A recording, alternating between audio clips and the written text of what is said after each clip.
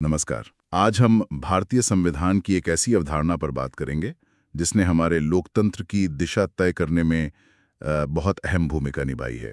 ये है मूल ढांचा, या जिसे बेसिक स्ट्रक्चर डॉक्ट्रिन भी कहते हैं। नमस्कार। हाँ, ये बहुत ही दिलचस्प विषय है। हमारे पास एम लक्ष्मीकांत की किताब इंडियन पॉलिटी के कुछ महत्वपूर्ण अंश हैं जो इस थोड़े जटिल मगर दिलचस्प विषय को समझने में हमारी मदद करेंगे। और देखिए, ये विषय इस सवाल के इर्द गिर्द घूमता है कि संविधान बनाने वालों ने संसद को संविधान बदलने का जो अधिकार दिया, क्या वो असीमित है? क्या संसद संविधान की किसी भी हिस्से को, यहाँ तक कि उसके बुनियादी सिद्धांतों को भी बदल सकती है? ये मूल ढांचा सिद्धांत इसी बड़े सवाल का जवाब देने की एक कोशिश है। बिल्कुल। तो आज हम इसी गुत्थी को सुलझाने की कोशिश करेंगे। हम देखेंगे कि ये सिद्धांत कैसे सुप्रीम कोर्ट के अलग-अलग फैसलों के जरिए विकसित हुआ, खासकर संसद और न्यायपालिका के बीच अधिकारों को लेकर जो एक तरह की खींचतान चली, उसके संदर्भ में। चलिए शुरू से शुरू करते हैं, आजादी के ठीक बाद के सालों से। हाँ, संविधान लागू होते ही ये बहस छिड़ गई कि क्या संसद अनुच्छेद 368 के तहत जो शक्ति मिली है उसका इस्तेमाल करके नागरिकों के मौलिक अधिकारों को भी कम कर सकती है या छीन सकती है। और ये सवाल सबसे पहले सुप्रीम कोर्ट के सामने आया शंकरी प्रसाद मामले में 1951 में, है ना?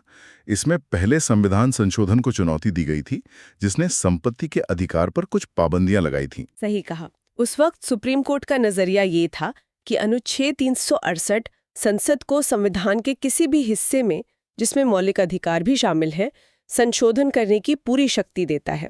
कोर्ट ने यह भी माना कि अनुच्छेद 13 जो कहता है कि मौलिक अधिकारों के खिलाफ कोई कानून नहीं बनाया जा सकता, वो कानून सिर्फ सामान्य कानूनों पर लागू होता है, संविधान संशोधनों पर नहीं। अच्छा। तो शुरुआती फैसला एक तरह से संसद के पक्ष में गया।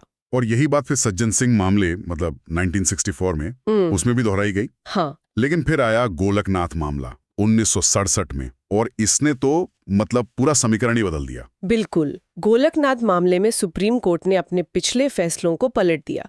11 जजों की बेंच थी और 6-5 के बहुमत से फैसला आया कि मौलिक अधिकारों का स्थान संविधान में पारलौकिक और अपरिवर्तनीय है। Transcendental and immutable. हाँ, यानी संसद उनमें कोई कटौती नहीं कर सकती। कोर्ट ने ये भी कहा कि अनुच्छेद 368 सिर्फ संशोधन की प्रक्रिया बताता है, वो शक्ति नहीं देता। और संविधान संशोधन भी अनुच्छेद 13 के तहत कानून ही है। अच्छा। इसलिए अगर वो मौलिक अधिकारों का उल्लंघन करता है तो उसे रद्द किया जा सकता है। ये तो संसद की शक्तियों पर एक बहुत बड़ी रोक थी। जाहिर है संसद ने इस पर प्रतिक्रिया दी होगी। हाँ, जरूर दी। संसद ने 24वां संविधान संशोधन अधिनियम पारित किया 1971 में। इसके जरिए अनुच्छेद 13 और 68 दोनों में बदलाव किए गए। अनुच्छेद 13 में जोड़ा गया कि भाई अनुच्छेद 368 के तहत किया गया संशोधन कानून नहीं माना जाएगा। और अनुच्छेद 368 में ये साफ कर दिया कि संसद को संविधान के किसी भी प्रावधान में, जिसमें मौलिक अधिकार भी शामिल है, जोड़ने, बदलने या निरस्त करने की पूरी शक्ति है। तो यहाँ से टकराव और गहरा हो गया। संसद कह रही है हम कुछ भी बदल सकते हैं, कोर्ट ने पहले कहा था नहीं बदल सकते। और इसी पृष्ठभूमि में आया वो ऐतिहासिक मामला जिसे आज भी भारतीय न्यायपालिका के सबसे महत्वपूर्ण फैसलों में गिना जाता है, केशवानंद भारती मामला 1973। केशवानंद भारती मामला वाकई एक मील का पत्थर है। इसमें 13 जजों की अब तक की सबसे बड़ी बेंच बैठी और 7-6 के बहुत करीबी बहुमत से फैसला आया। हाँ। कोर्ट ने गोलकनाथ मामले को तो पलट दिया और 24वें संशोधन को वैध ठहराया। यानी कोर्ट ने माना कि हाँ, संसद को मौलिक अधिकारों सहित संविधान के किसी भी हिस्से में संशोधन करने की शक्ति है। लेकिन यहीं पर एक बड़ा किंतु जुड़ गया है ना? बिल्कुल। इसी किंतु ने मूल ढांचे के सिद्धांत को जन्म दिया। कोर्ट ने कहा कि हाँ, संसद संविधान में संशोधन कर सकती है, लेकिन अनुच्छेद 368 उसे संविधान के मूल ढांचे, बेसिक स्ट्रक्चर, या कह लीजिए बुनियादी विशेषताओं, बेसिक फीचर्स को बदलने या नष्ट करने की शक्ति नहीं देता। मतलब ये हुआ कि आप घर की मरम्मत कर सकते हैं, कमरे बदल सकते हैं, रंग रोगन कर सकते हैं, लेकिन आप घर की नींव नहीं हिला सकते। क्या बढ़िया उदाहरण दिया है। बिल्कुल यही सार है।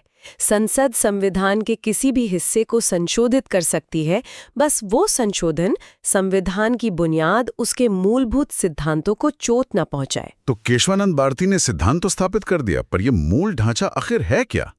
क्या कोर्ट ने इसकी कोई लिस्ट दी थी उस वक्त? ये बहुत महत्वपूर्ण सवाल है और इसका जवाब है नहीं। केशवानंद भारती मामले में या उसके बाद भी सुप्रीम कोर्ट ने मूल ढांचे की कोई ऐसी पत्थर की लकीर वाली परिभाषा या कोई अंतिम सूची नहीं दी है। ये एक तरह से विकसित होती अवधारणा है। अच्छा। लेकिन हाँ, केशवानंद भारती फैसले में जजों ने कुछ उदाहरण जरूर दिए थे कि क्या-क्या मूल ढांचे का हिस्सा हो सकता है। जैसे कि क्या उदाहरण थे? जैसे संविधान की सर्वोच्चता, भारत की संप्रभु, लोकतांत्रिक और गणतांत्रिक प्रकृति, संविधान का धर्मनिरपेक्ष चरित्र, विधायिका, कार्यपालिका और न्यायपालिका के बीच शक्तियों का बंटवारा। अच्छा। संविधान का संघीय ढांचा, राष्ट्र की एकता और अखंडता, कल्याणकारी राज्य की स्थापना का लक्ष्य, संसदीय प्रणाली और व्यक्ति की स्वतंत्रता और गरिमा, ये कुछ शुरुआती तत्व थे जो सामने आए। ठीक है, तो सिद्धांत स्थापित हो गया 1973 में। क्या इसे तुरंत मान लिया गया या इस पर भी खींचतान जारी रही? खींचतान जारी रही।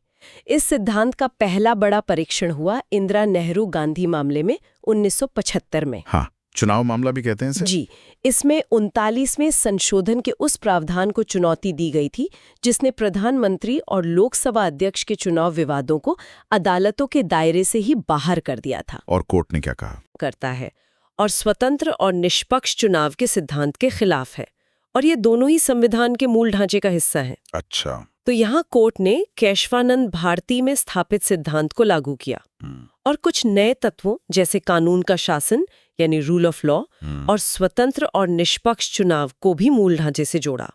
लेकिन संसद ने भी शायद हार नहीं मानी, खासकर 1975-77 का जो आपातकाल का दौर था। आप सही कह रहे हैं। संसद ने 42वां संशोधन अधिनियम पारित किया 1976 में। हाँ, मिनी कॉन्स्टिट्यूशन जैसे कहते हैं। बिल्कुल।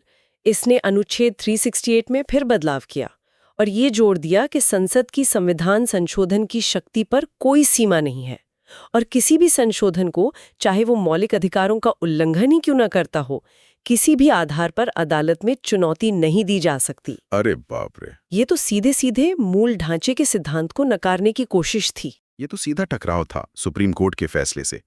फिर क्या हुआ? फिर आया मिनर्वा मिल्स मामला 1980 में।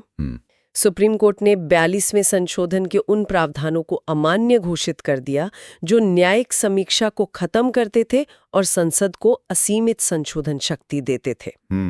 कोर्ट ने कहा कि भाई, न्यायिक समीक्षा खुद संविधान का मूल ढांचा है। और इससे भी महत्वपूर्ण बात, हाँ, कोर्ट ने कहा कि संविधान में संशोधन करने की संसद की सीमित शक्ति भी संविधान का मूल ढांचा है। अच्छा, ये बहुत बड़ा पॉइंट है। हाँ, मतलब संसद अपनी सीमित शक्ति का इस्तेमाल करके उसे असीमित नहीं बना सकती। ये तो बहुत बड़ा फैसला था। इसने मूल ढांचे के सिद्धांत को और मजबूत कर दिया। हाँ, और इसी मामले में कोर्ट ने एक और महत्वपूर्ण बात कही कि मौलिक अधिकारों और नीति निदेशक तत्वों के बीच सामंजस्य और संतुलन भी संविधान का मूल ढांचा है।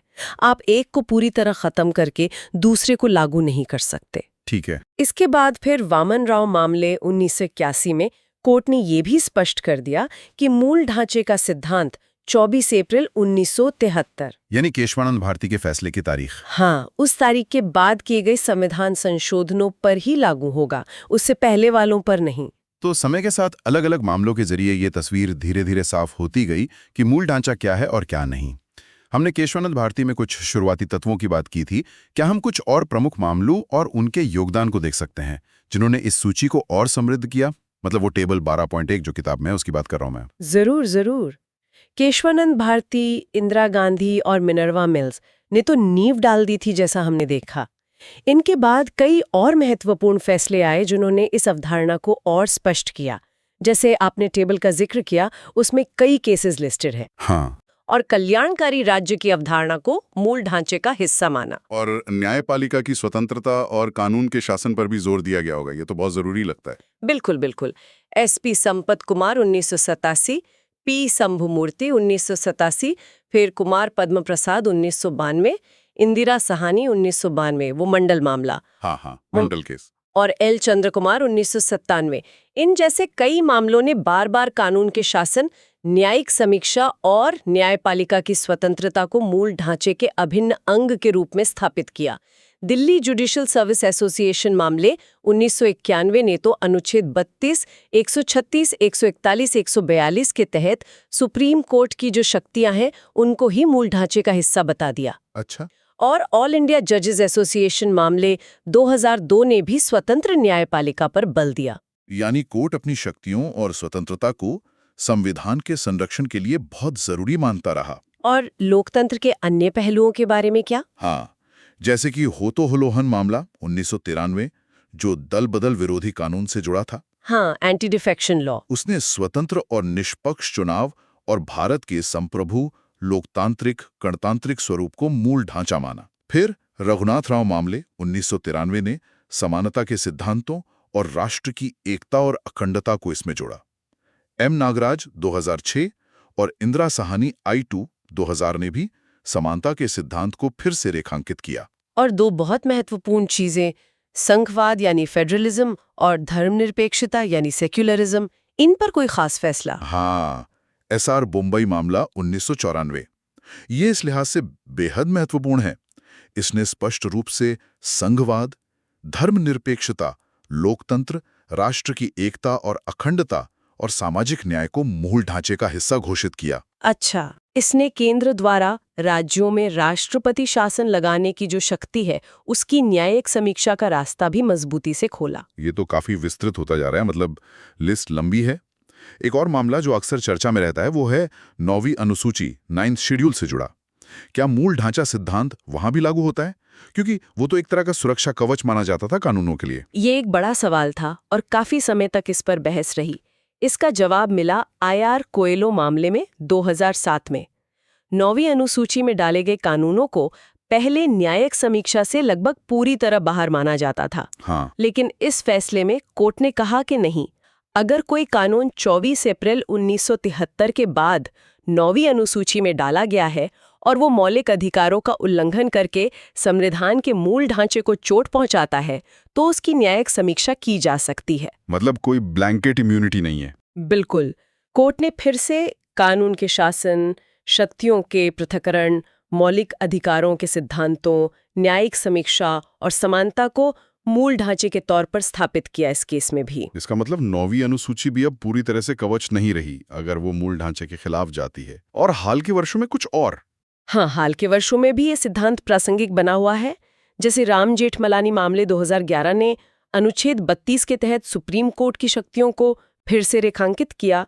नमित शर्मा मामले 2013 ने व्यक्ति की स्वतंत्रता और गरिमा को, और मद्रास बार एसोसिएशन मामले 2014 ने फिर से न्यायिक समीक्षा और अनुच्छेद 226 व 227 के तहत हाईकोर्ट की शक्तियों को मूल ढांचे का हिस्सा बताया।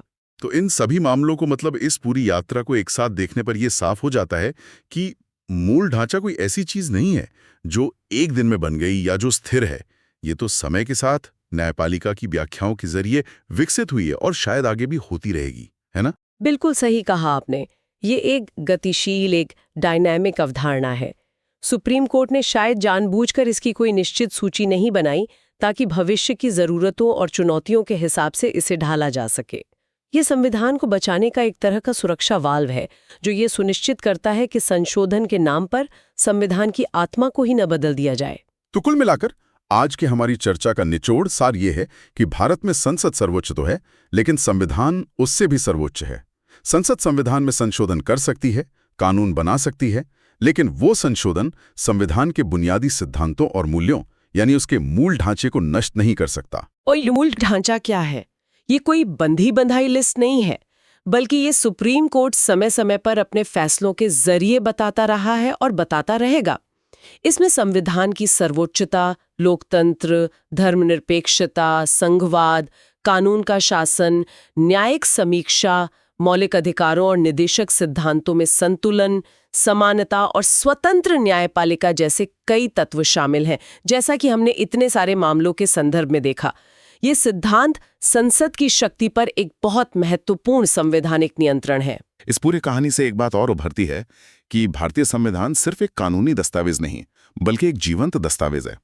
संसद और न्यायपालिका के बीच का ये संवाद, ये खींचतान भले ही कई बार तनावपूर्ण रहा हो, लेकिन इसने संविधान को विकसित होने और समय की चुनौतियों का सामना करने लायक बनाने में बहुत मदद की है। बिल्कुल। और अंत में एक सवाल शायद सोचने के लिए छोड़ जाते हैं हम, क्योंकि मूल ढांचे की कोई निश्चित और अंतिम सूची नहीं है, तो क्या ये कभी-कभी अस्पष्टता या अनिश्चितता पैदा कर सकता है?